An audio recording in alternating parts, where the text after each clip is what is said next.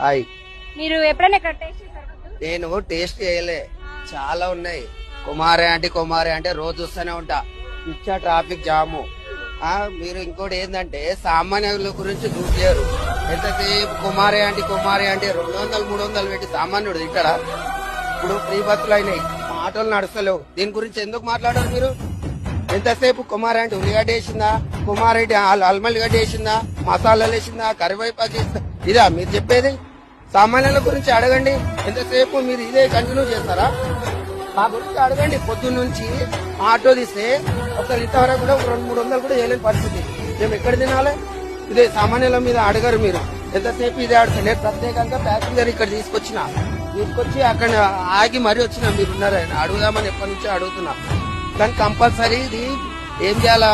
Auto driver బతకలేని పరిస్థితి ఉంది, free బస్సులు అయినా. దీని గురించి స్పందించండి. 24 గంటలు ఇదే నువ్వు చూపిస్తారా మీరు? చెప్పండి, మీరు చెప్పండి, నాకు సమాధానం చెప్పండి. నువ్వు అంటే నేనేం చెప్పాలి? మా సామాన్యుల గురించి బతుకు తెరువు లేదు, ఇట్లా పోతుంది, ఏంటి ఆటో డ్రైవర్ పరిస్థితి ఎన్నడైనా చూపించారా మీరు?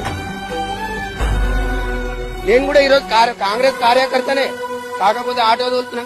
పరిస్థితి ఏముందో నాకు తెలుసు. కానీ ఎంతసేపు ఫుడ్ ఇక్కడ ఏం నడుస్తుంది? మసాలాలు వేసారా, ఈ కొత్తిమీర వేసారా, ఇవేనా?